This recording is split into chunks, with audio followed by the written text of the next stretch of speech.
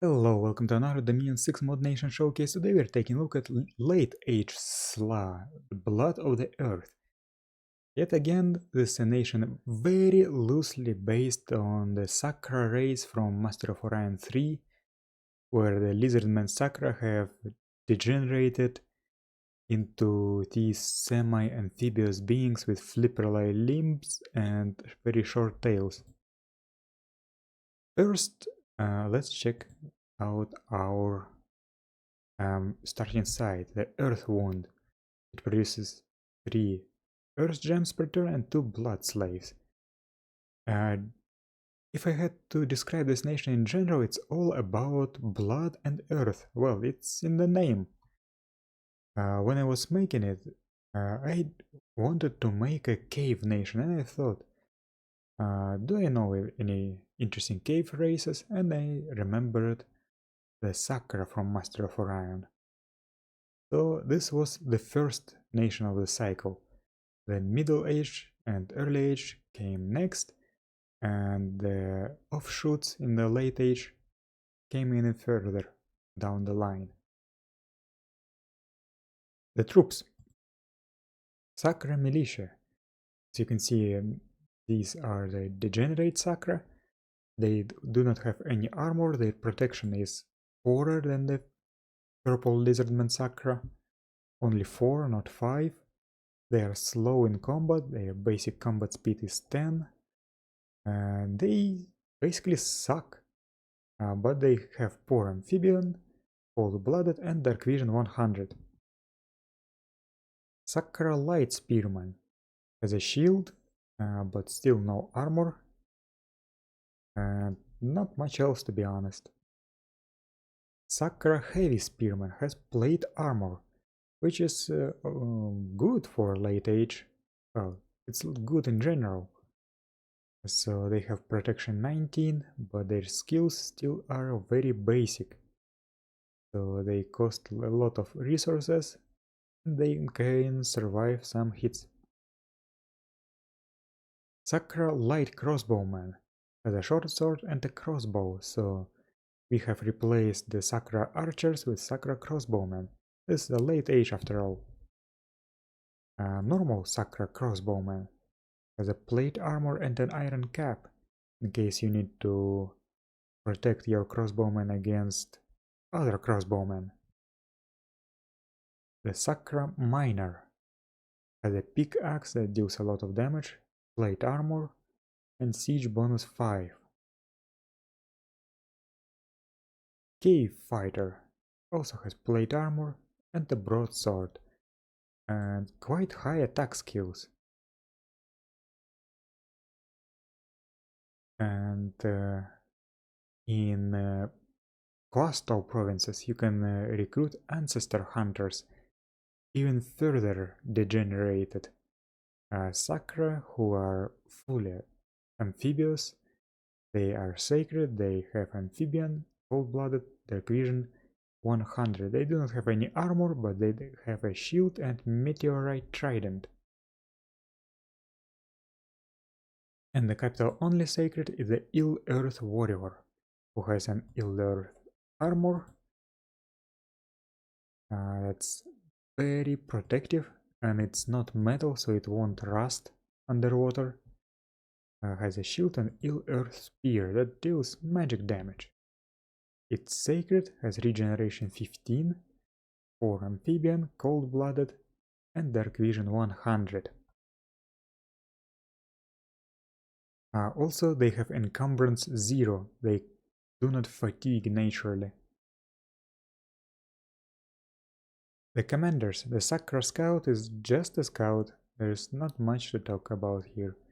You may have noticed that due to these flippers instead of feet, they do not have the feet slot.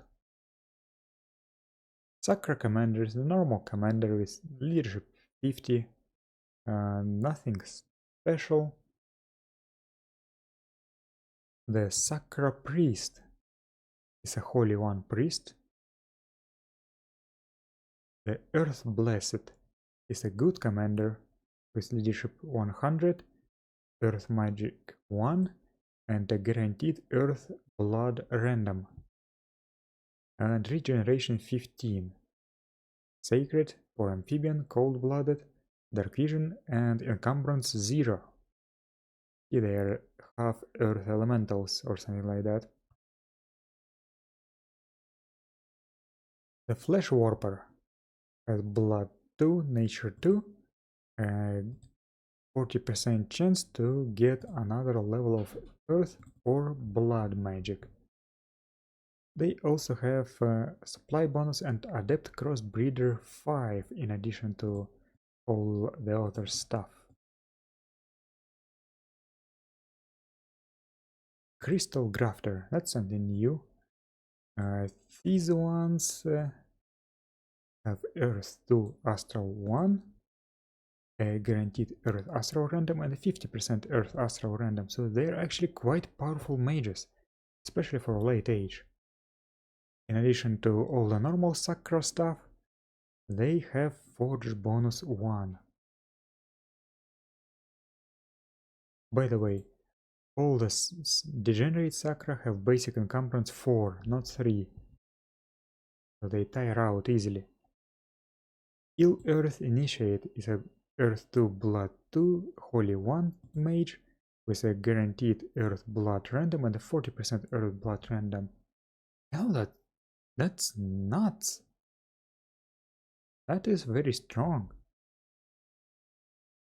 Especially for the late age.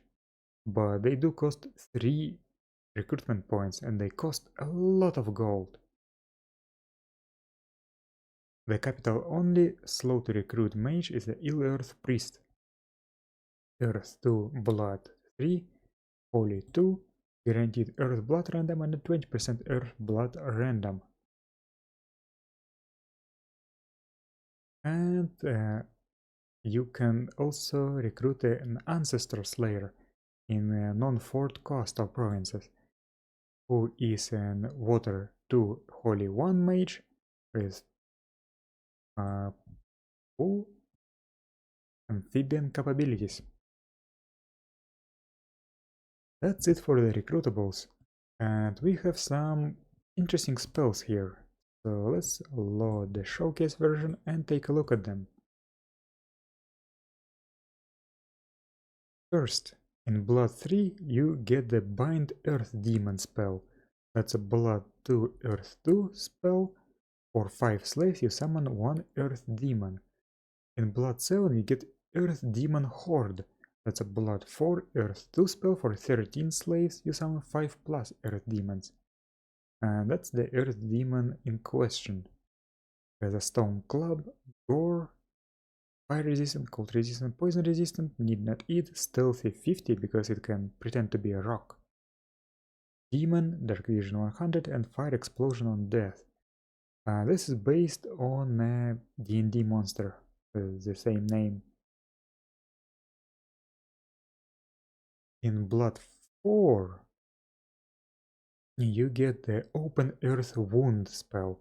That's a Blood 2 Earth 2 spell. For 12 slaves you summon 3 plus Ill Earth monsters, random ones. Let's take a look at them.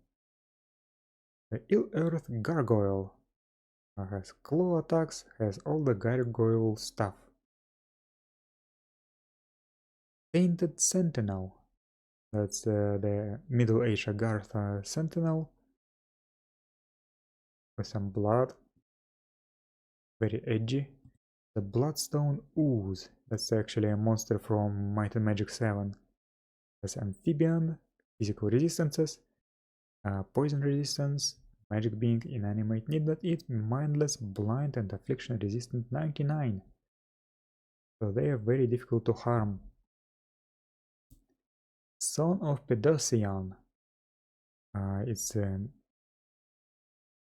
hunchbacked earth elemental from Might and Magic 7 with some blood. It can trample, it can punch stuff, and it has 4 amphibious and blind. Ill Earth Crawler is just this snaky thing.